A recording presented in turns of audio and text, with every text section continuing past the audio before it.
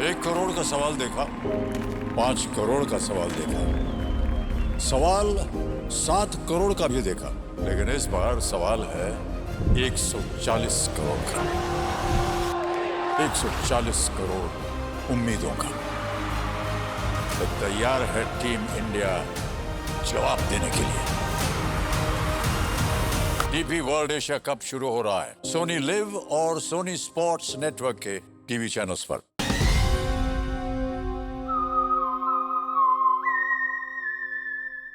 हाय, मैं हूं आदित्य श्रीवास्तव और आप मुझे अभिजीत के नाम से जानते हैं। For more episodes of CID, subscribe to SonyLIV and hit the bell icon.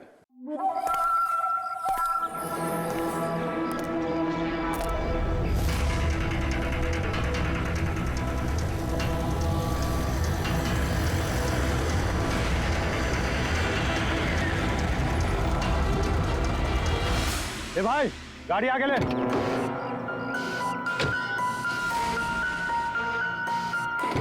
बोला ना तुझसे, गाड़ी आगे ले तो आगे ले। अरे भाई कैसे आगे लूं? गाड़ी खराब हो गई है ना। प्रॉब्लम बाद में देखना, धक्के मार के आगे लो पहले। अरे आप लोग भी मदद कीजिए। हम क्या मदद करें? तुम इस आदमी को मैं पहचानता हूँ सर। इसका मतलब हमारी इन्फॉर्मेशन एकदम सही है। यानी कि वो रूट नाम का कंप्यूटर हैकर इसी जगह पे होगा। और वो रूट जरूर कोई खतरनाक प्लानिंग कर रहा है सर। चाहे कुछ भी हो जाए, उसे जिंदा पकड़ना है, ये जानने के लिए कि उसका मिशन क्या है। और इस मिशन में तुम दोनों साइबर कॉप की आगे भी जरूरत लगेगी। तुम यस सर। यहाँ बाहर गेट पे खड़े रहना। ओके बाहर सर। नजर रखना। चलो।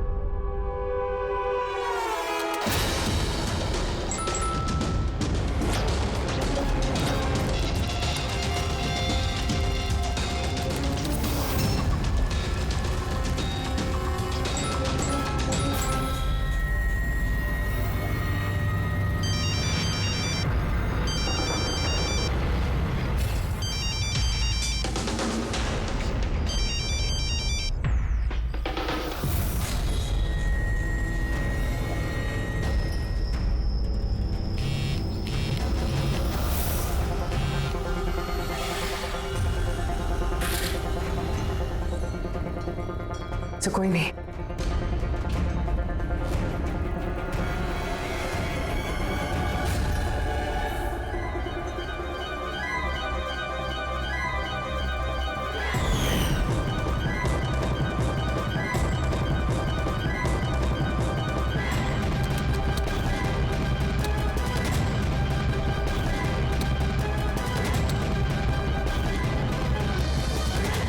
आप रेडी?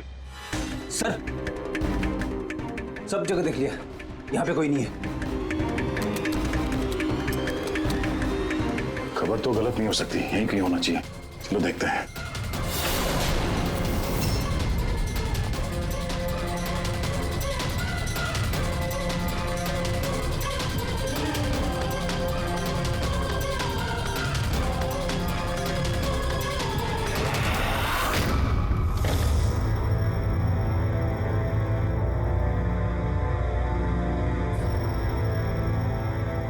तो कोई नहीं है।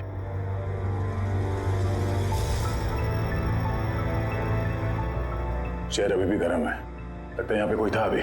मगर सर एंड मौके पे भाग कैसे निकला? सर हम लोग तो चारों तरफ से बंगले के अंदर घुसे, किसी को बाहर भागते हुए नहीं देखा है। सर, हाँ सर ये मॉनिटर देखिए। सर ये तो घर के आसपास की फुटेज चल रही। कहीं वो हमें देख के भाग तो नहीं गया? हो सकता है, वो ज्यादा दूर नहीं गया होगा। जरा इस जगह को अच्छी तरह से चेक करो। और पूर्वी, इस कंप्यूटर को चेक करो, देखो क्या मिलता है। तब तक मैं गेट पे जाके देखता हूँ।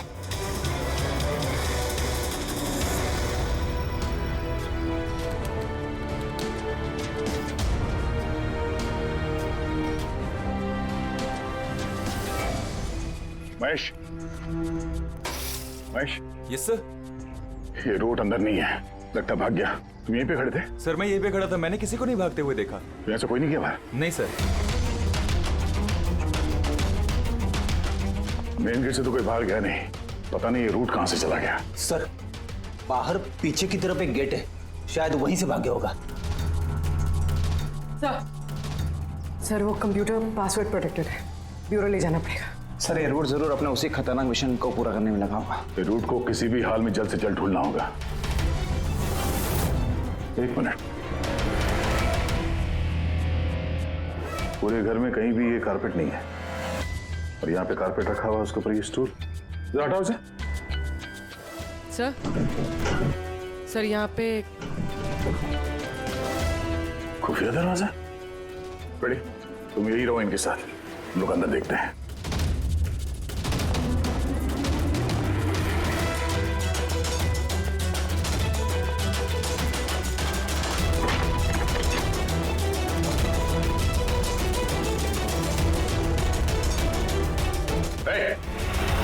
अब अगर अपने बचाव में कुछ कहना चाहती हो तो यही वक्त है।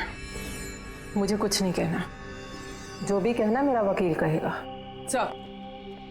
सर हमने इस रूट का कंप्यूटर सिस्टम एक्सेस कर लिया है और इंक्रिप्शन में भी सफल हो गए। कुछ पता चला? हाँ सर इसने पिछले कुछ दिनों में इंटरनेट पे भयानक वीडियोस पोस्ट किए। डार्क वेब पर sir. Actually dark web internet की एक ऐसी काली जगह होती है सर, जहाँ पर हर मुजरिम अपने गैरकानूनी कामों को एक टेक्नोलॉजी की मदद से अंजाम देता है, जैसे हथियारों की तस्करी हो, किडनी की चोरी या फिर किसी को मारने की सुपारी। सर ऐसा कोई भी काम नहीं है जो इस साइट पर नहीं होता है। समझ में ये बात नहीं आती, जब सब कुछ इतने खुले में होता है, सबको पता है, तो इसे रोकने के लिए हम कुछ करते क्यों नहीं? सर ये इतना आसान नहीं है। एक्चुअली इस साइट पर जाने के लिए आपको एक कंप्यूटर सॉफ्टवेयर की जरूरत होती है, जो चुनिंदा हाई प्रोफाइल मुजरिमों के पास ही होता है। जैसे कि ये रूट। Yes sir. और सर जैसे कि हमें पता है कि इस डार्क वेब पे आईपी एड्रेस और यूजर आईडी ये दोनों गुप्त रहते हैं। जरा दिखा कौन से वीडियो डाले हैं इस रूट ने।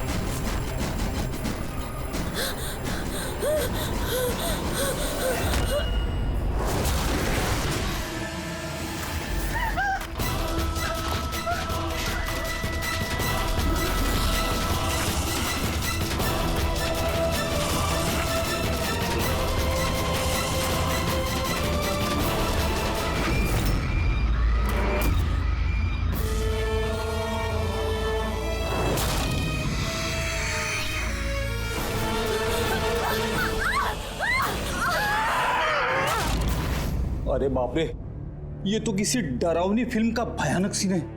ये सीन क्यों डाला डार्क वेब में? सर ये किसी फिल्म का सीन नहीं है, ये सब असली में हुआ है और किसी हीरोइन के साथ नहीं, बल्कि एक मासूम लड़की के साथ। जहां तक मुझे याद आ रहा है इसे स्नफ फिल्म कहते हैं ना? हाँ सर, बहुत बड़ी इंडस्ट्री है इन वीडियोस की। कौन है ये लड़की? मुझे नहीं पता। तुम जिम्मेदार हो इसकी मौत की? नहीं सर, मैं किसी की मौत की जिम्मेदार नहीं हूँ। मुझे तो बस पैसे दिए गए थे ये वीडियो डार्क वेब पे डालने के लिए, और मैंने बस डाल दिया। किसने दिए पैसे? मुझे नहीं पता। नहीं पता कहने से काम नहीं चलेगा। एक लड़की की जान गई है। सर मेरे यकीन कीजिए, ऑनलाइन पैसे ट्रांसफर किए गए थे मेरे अकाउंट में। किसने किए मुझे कुछ नहीं पता। पता नहीं है तो पता करो। कंप्यूटर की बहुत बड़ी महारथी हो ना, ये पता करना तुम्हारे लिए कोई मुश्किल काम नहीं है। पता करो। अभिजीत, अगर कोई इस तरह का फिल्म बना के अपलोड कर रहा है तो हमें जल्द से जल्द उस तक पहुंचना होगा जो ये मौत का खेल खेल रहा है। एक काम करते हैं, इस लड़की की फोटो सभी पुलिस स्टेशन में भेज देते हैं। एक बार पता चल जाए लड़की कौन है, सारा मामला साफ हो जाएगा।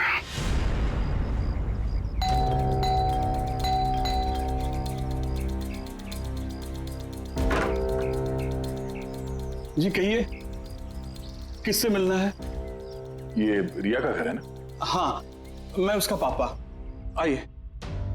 वो हम लोग सीआईडी से हैं। आपके लिए एक बुरी खबर है। आपकी बेटी रिया अब इस दुनिया में नहीं रही। पता है, मगर आप उसके मौत के 10 दिन बाद क्यों आए हैं ये सब बताने? आपको पता है कि आपकी बेटी रिया की मौत हो गई है?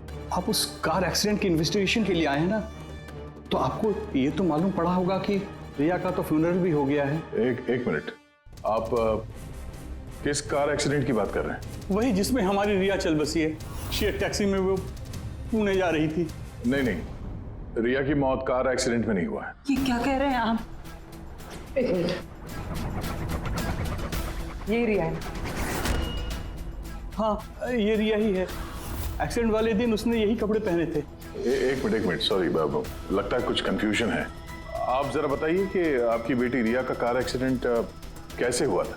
शेयर टैक्सी में वो पुणे जा रही थी, 7 और लोग भी थे उसके साथ। तो रास्ते में उसकी गाड़ी का बड़ा भयानक एक्सीडेंट हो गया। पूरी कार आग की लपटों में झुलस गई। मरने वालों के तो चेहरे तक पहचान में नहीं आ रहे थे। तो आप लोगों ने रिया को कैसे पहचाना? उसके सामान के जरिए बस हम उसे पहचान पाए। आपने ये नहीं बताया कि ये फोटो कब की है? वैसे हम लोगों को भी पता नहीं कि ये फोटो कब की है, पर पता चलते ही हम आप लोगों को बता देंगे। लगता है रिया का ये एक्सीडेंट सिर्फ एक दिखावा था, उसकी मौत की असली वजह को छुपाने के लिए। सर, अगर रिया का कार एक्सीडेंट एक दिखावा था तो वो बाकी के 7 लोग जो उसके साथ गाड़ी में थे, कहीं वो भी रिया की तरह ही तो नहीं मारे गए? हो सकता है। सबके परिवार वालों से मिलना पड़ेगा। किस्मत अच्छी थी हमारी कि जो 7 लोग एक्सीडेंट में मारे गए थे उनमें से एक का अंतिम संस्कार नहीं हुआ था। देखते हैं डॉक्टर सालों के इस लाश से क्या सुराग निकाल पाते हैं। वैसे भी लाशें इतनी बुरी तरह से जल गई हैं कि चेहरा पहचान पाना मुश्किल है। तुम लोगों का शक एकदम सही था। ये लाश टोनी की नहीं। लग ही रहा था सर हमें, लेकिन ये कौन है कुछ पता चला? नहीं यार, ये तो पता नहीं लगा है कि ये लाश है किसकी, लेकिन ये पता चला है कि इस आदमी को कैसे मारा गया। मैंने इसके बॉडी का स्कैन किया तो पता लगा कि इसके पेट में चाकू का बहुत गहरा घाव है। चाकू से? हाँ, चाकू का। और मुझे लगता है उस चाकू के वार की वजह से ही इसकी मौत हुई। मतलब चाकू से मारा किसी और को और उसे टोनी बता के एक्सीडेंट का हिस्सा बना दिया। ये गैंग आखिर करना क्या चाहता है?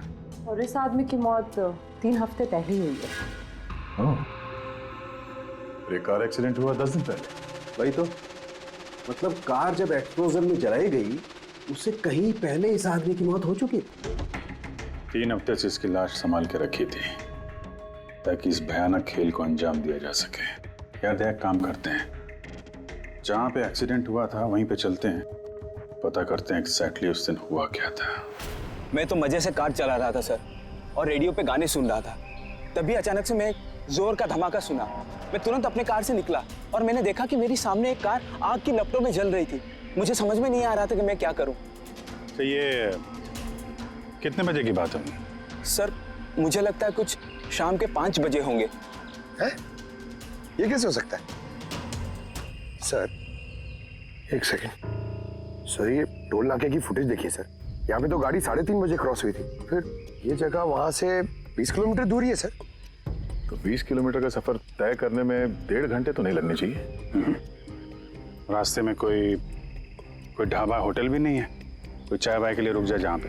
एग्जैक्टली। तो उस हिसाब से गाड़ी को यहाँ पे 4 बजे पहुंच जाना चाहिए था, मगर यहाँ पे एक्सीडेंट हुआ 5 बजे। इसका मतलब है ये जुर्म इस 1 घंटे में ही हुआ है। तो गाड़ी को उस समय कहीं ले जाया गया और उन सबको उतार के उसमें 7 लाशें रख दी गई। और उसके बाद गाड़ी को यहाँ पे लाके ब्लास्ट करवा दिया। सब प्लान था। सर ऐसा लगता है इन सब लोगों को वहीं लेके गए हैं जहां पर रिया को लेके गए थे, वो स्नफ फिल्म बनाने के लिए। जगह जल्द से जल्द ढूंढनी होगी यार। पूर्वी ने SMS भेजा तो किसी पेड़ की फोटो है। हाँ पूर्वी। सर ये पेड़ जिसकी फोटो भेजी है मैंने, इसे मोरिंगा ओलिफेरिया कहते हैं सर। हाँ सर ठीक ऐसा ही पेड़ रिया वाले फुटेज में भी है। ये देखिए सर, उस फुटेज का स्क्रीनशॉट भेज रही हूँ मैं। सर ये पेड़ महाराष्ट्र के 2 जंगलों में पाए जाते हैं। ये तो एग्जैक्टली वैसे ही पेड़ है, महाराष्ट्र के 2 जंगलों में। कौन कौन से जंगलों में? सर एक जंगल है जो नासिक के पास है और दूसरा जंगल एक्सीडेंट वाली जगह से सिर्फ 1 घंटे की दूरी पे है और इस जंगल का नाम है प्रीफिक्स फॉरेस्ट। जरूर ये मौत का खेल इस प्रीफिक्स जंगल में ही हुआ है। प्रीफिक्स फॉरेस्ट तो काफी बड़ा जंगल है यार, मीलों तक फैला हुआ है।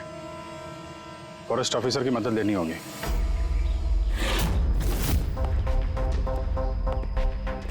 इस जंगल में ये सब हो रहा है, यकीन नहीं होता है। क्या आपकी इंफॉर्मेशन पक्की है ऑफिसर? पक्की नहीं होती तो यहाँ तक आते नहीं हम लोग। आप बताइए कुछ हाल फिलहाल में ऐसी कोई घटना आप लोगों ने कुछ सुनी हो, कुछ देखी हो, जंगल के अंदर कुछ हुआ हो? बिल्कुल नहीं, और अगर ऐसा कुछ होता तो हम जरूर उस पर ध्यान देते। चलो कोई नहीं, फिर भी अपनी तसल्ली के लिए एक बार हम जंगल देखना चाहेंगे। श्योर। वैसे सर आप लोग पूरा जंगल देखना चाहेंगे? क्योंकि मीलों तक फैला हुआ है ये, इसमें काफी वक्त लग सकता है। नहीं, हम पूरा जंगल नहीं देखेंगे। हमें जंगल का वो हिस्सा दिखाइए जहाँ पे कोई आता जाता नहीं है, क्योंकि अक्सर सुनसान इलाकों में ही जुर्म पनपता है। Okay officers. विनोद, देखना, इन्हें जंगल के उन इलाकों की दिखाने की जिम्मेदारी आपकी है। ओके? जी sir. Yes sir. Sir 1 second. Sir ये देखिए, सर ये जंगल का सबसे घना और सुनसान इलाका है। मेरी समझ से हमें यहीं से शुरू करना चाहिए। ठीक है, देखते हैं।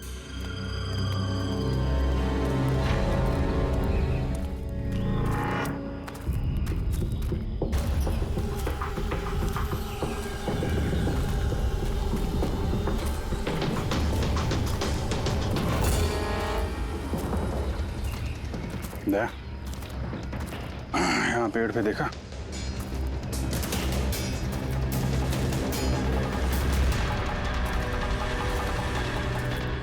छोटा सा कैमरा। मतलब हम लोग सही जगह पे आ गए हैं। यही वो जगह है जहाँ पे वो फिल्म बनाई जा रही है। कैमरा ऊपर भी है, उस तरफ बैंड है।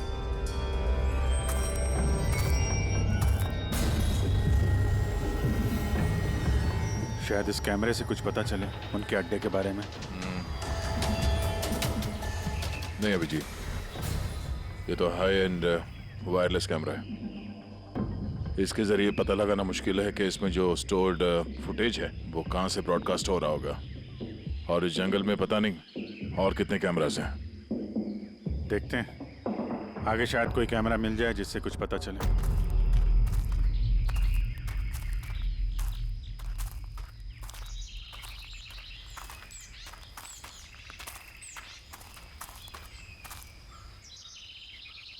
सर सही निशान देखिए, मुझे लगता है हमसे पहले यहाँ कोई आया है।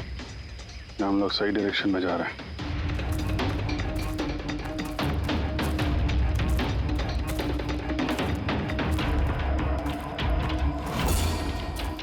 सर ये निशान यहीं तक है। सर इसका मतलब उनका अड्डा यहीं कहीं है।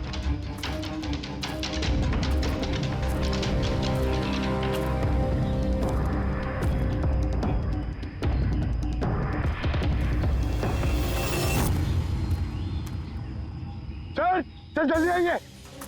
एक मिनट सर, एक सेकंड घबराओ मत, हम लोग सीआईडी से हैं। उठो उठो। सर आप लोग सीआईडी से, मुझे बचा लीजिए सर।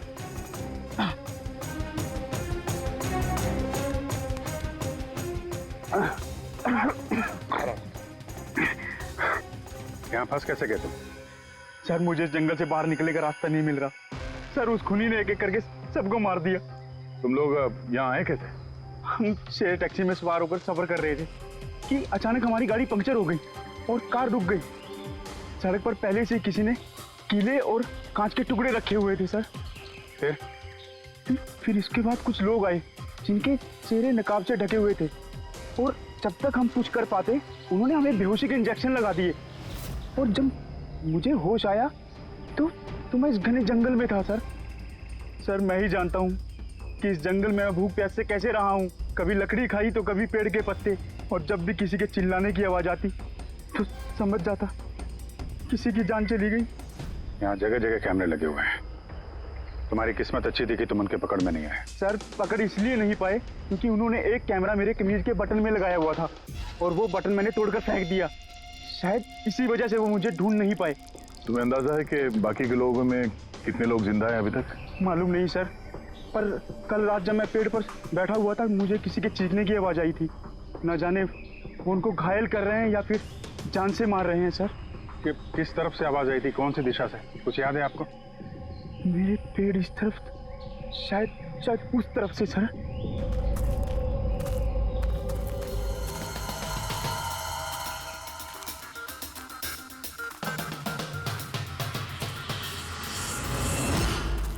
सर खून।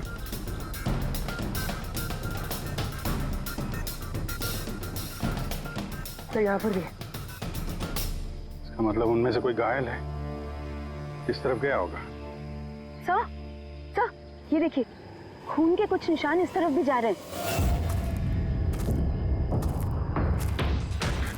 इस तरफ भी खून का निशान है और इस तरफ भी है। दोनों तरफ है। दोनों तरफ देखना पड़ेगा।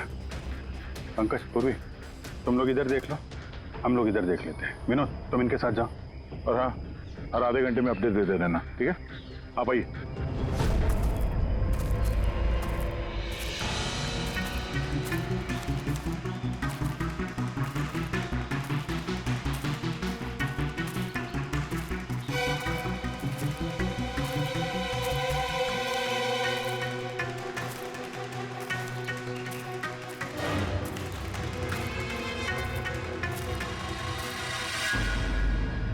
एक मिनट,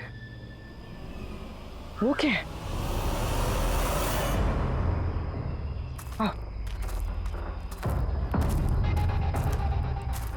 घर? शायद घायल विक्टिम ने यहीं पर पनाह ली हो। जंगल के बीच में घर, मगर नक्शे के हिसाब से तो यहाँ कोई घर नहीं था। हो सकता है ऐसे फिल्म बनाने वालों को ऐसे लोकेशंस की जरूरत पड़ती है ताकि उन्हें कोई ट्रैक ना कर सके। हो सकता है उस घर में जो घायल आदमी है वही मुजरिम हो सकता है पंकज, और ये भी हो सकता है कि आगे और भी कैमरास लगे हों। होशियार रहना।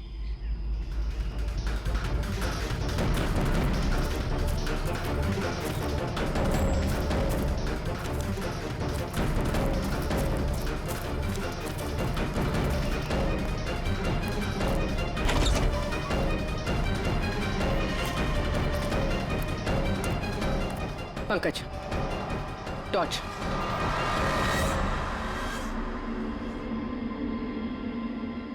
ये घर तो एकदम हिंदी फिल्मों की डरावनी पिक्चरों जैसा। ये देखो, उस घायल विक्टिम को यहीं पर लाया गया है। वो आवाज सुनी? अंदर से आ रही है।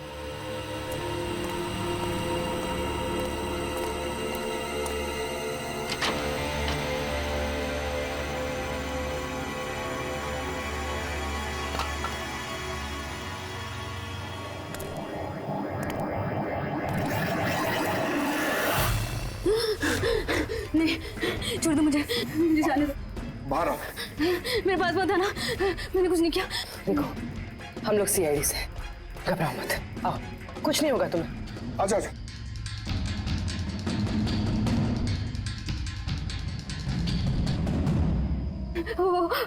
वो यहीं पे, वो यहीं पे। अरे पूर्वी, ये लाइट कहाँ से आ रही है?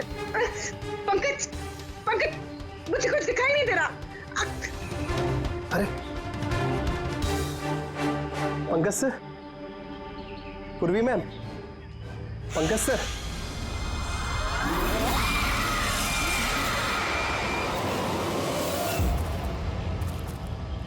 सर, खून के निशान तो यहाँ के खत्म हो गए।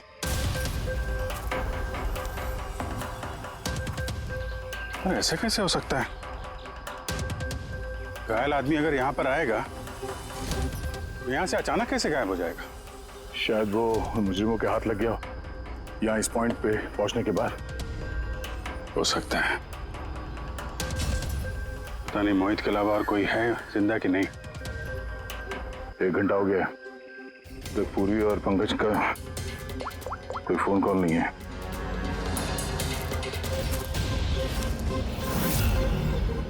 पूरी फोन उठा नहीं रही है। पंकज, देखता हूँ।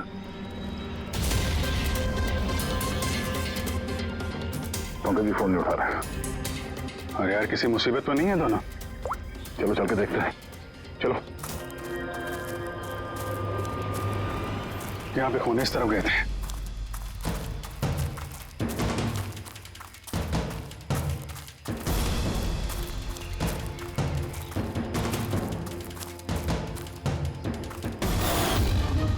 घर के अंदर शायद कोई हो। मैं अंदर जाके देखता हूँ। ठीक है, तब तक मैं यहाँ बाहर देखता हूँ।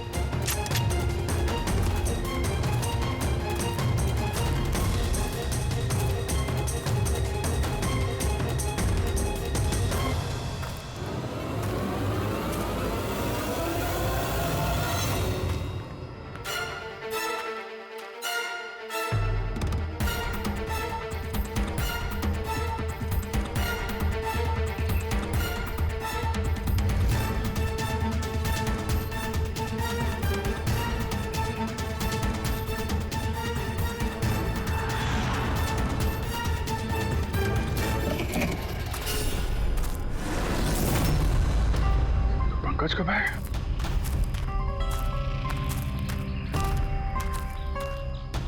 पंकज,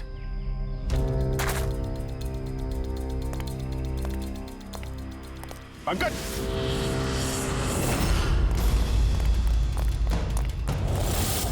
पंकज, पंकज, पंकज, कैसे? उठो, उठो, सर उठो। क्या हुआ? सर वहां पे वो घर में गए थे सर। वहां पे एक लड़की थी सर। हाँ सर बात ही कर रहे थे सर। पता नहीं एकदम से इतनी रोशनी आई सर कि कुछ दिखने नहीं, कुछ समझ में नहीं आ रहा था। वो घर से जैसे जैसे मैं निकला बाहर, शायद यहाँ गिर गया सर। पता नहीं, कुछ समझ में नहीं आ रहा सर, एकदम चक्कर आ रहा है।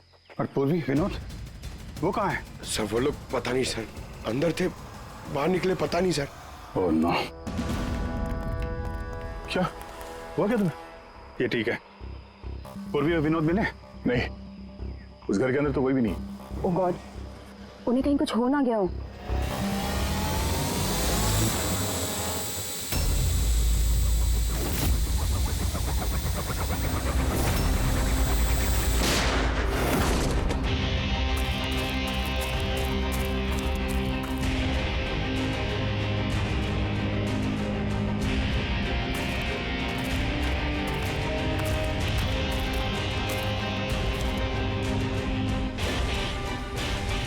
ये सब तो बड़ा मुश्किल होता जा रहा है।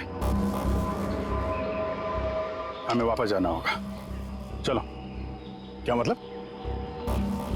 देखो दया, हमें ये नहीं मालूम है कि अपराधियों की तादाद कितनी है, कितने कैमरे लगा रखे हैं यहाँ पे, कितने हथियार हैं उनके पास।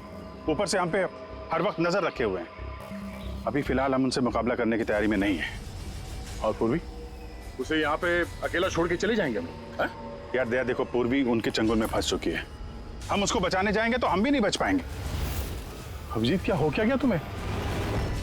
कुछ याद है सीआईडी में हमें पहले क्या सिखाया था?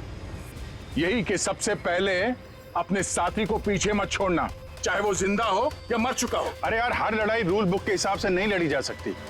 हमें यह भी सिखाया गया था कि प्रेजेंस ऑफ माइंड का इस्तेमाल करना अलग अलग परिस्थितियों में। आई एम सॉरी, तुम्हारे इस थॉट से मैं एग्री नहीं करता। आई एम सॉरी, तुम्हें जाना है तुम जा सकते हो, बिना पूर्वी के मैं यहाँ इस जंगल से बाहर नहीं जाने वाला। जिद मत करो दया, हमें यह भी नहीं मालूम है कि पूर्वी जिंदा है कि नहीं। अभिजीत वो एक सीआईडी ऑफिसर है, इतनी आसानी से हार मानने वाली नहीं है। वो बेचारी अकेली लड़ रही होगी उन मुजरिमों से, और अब जब उसे सबसे ज्यादा जरूरत है हमारी, हम पीठ दिखा के भागेंगे यार। ज्यादा जरूरी यह है कि जो लोग उस गिरोह के कैद में नहीं आए हैं उनको बचाया जाए। और तुम्हें पूर्वी की इतनी परवाह है, तुम जिद मत करो, मेरे साथ चलो, हम लोग अच्छी प्लानिंग बना के वापस आएंगे। चलो। इसे हो क्या गया? सर,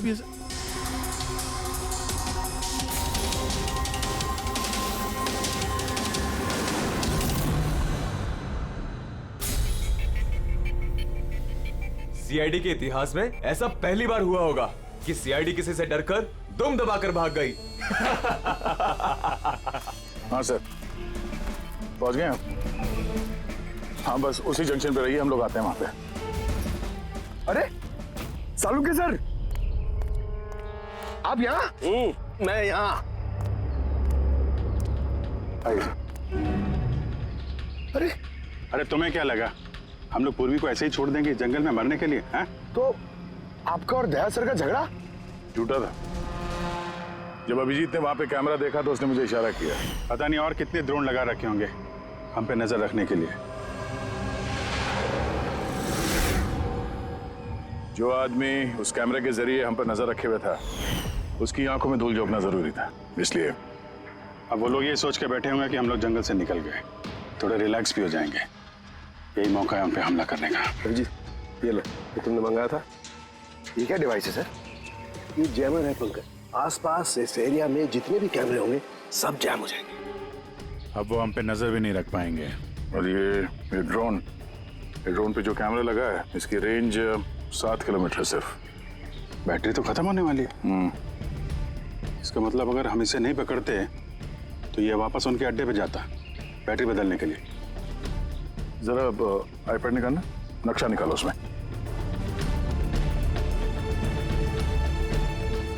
ये वो जगह है जहाँ पे हमें ये ड्रोन मिला था, और इसके पास ही वो बंगलो है। लगता है यही होगा मुजरिम का ठिकाना। तो चलते हैं, चल के आज़ाद कराते हैं पूर्वी और बाकी जो जिंदा बचे हुए लोग हैं उनको। चलो। नहीं सर, आप मेघना और मोहित आप लोग यहीं पे रुकिए, हम लोग देखते हैं।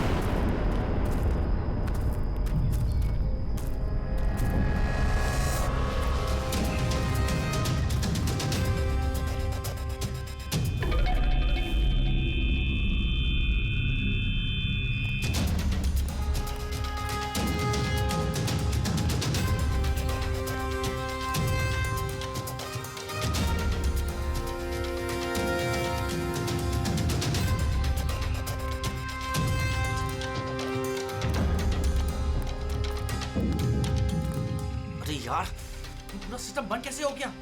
देखना कुछ। जैसे आवाजें आ रही हैं। कैसे हो सकता है पूरा सिस्टम?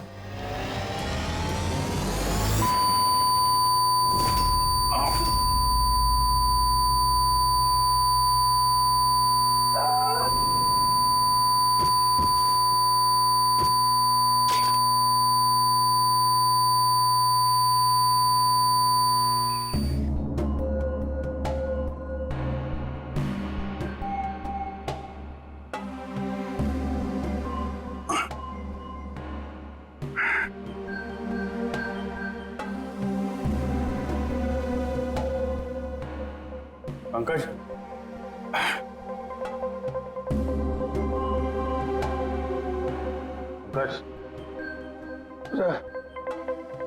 हमारे स्वागत की पूरी तैयारी कर रखी थी इन लोगों ने।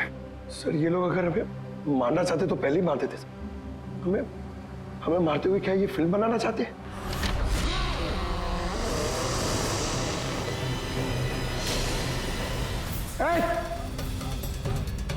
सच जाओ। सच। मैं हूं पंकज।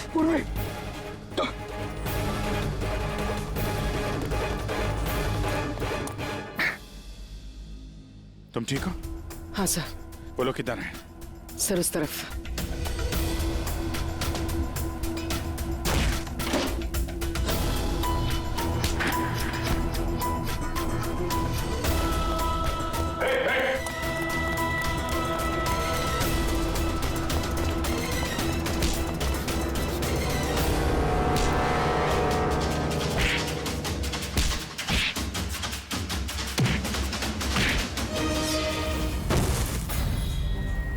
सर चल चल।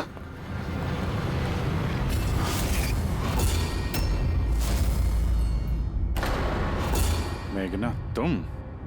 वाह, हमें तो लग रहा था कि हम मुजरिमों की आंखों में धूल झोंक रहे हैं। अब किसे पता था कि हम मुजरिम को अपने साथ ही लेके घूम रहे हैं। आप लोग यहाँ कैसे? किसने छुड़ाया आप लोगों को? सीआईडी को कैद करना इतना आसान नहीं। मौका देखते ही मैंने वो खिड़की तोड़ी और वहां से बाहर निकल गई।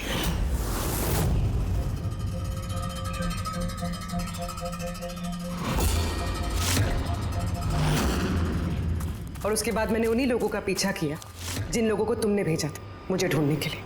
और फिर मैंने उस नकाबपोश आदमी को देखा और उसका भी पीछा किया।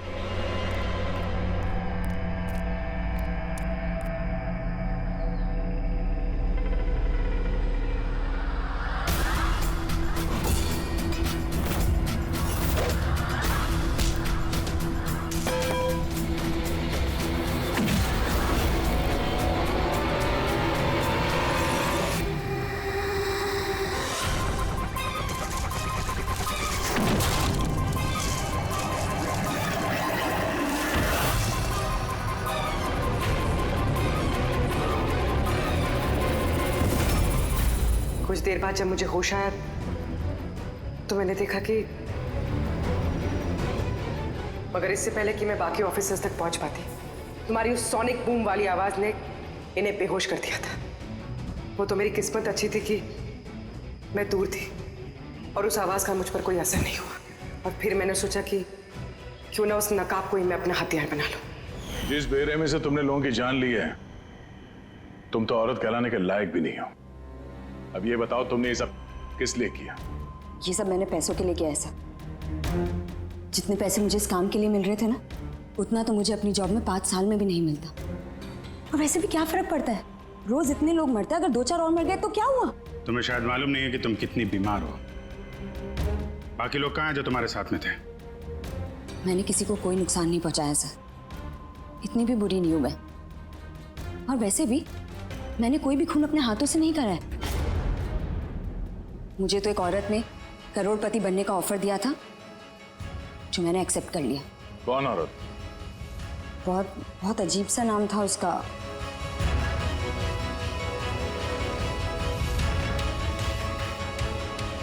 Root. Root?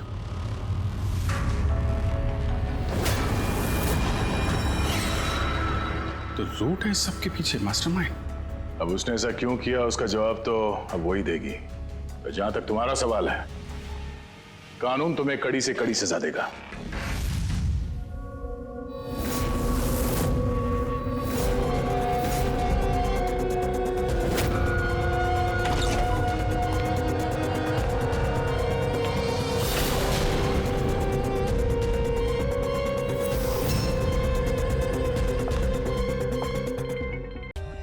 For more updates, subscribe to our channel, click the show links and enjoy watching the videos.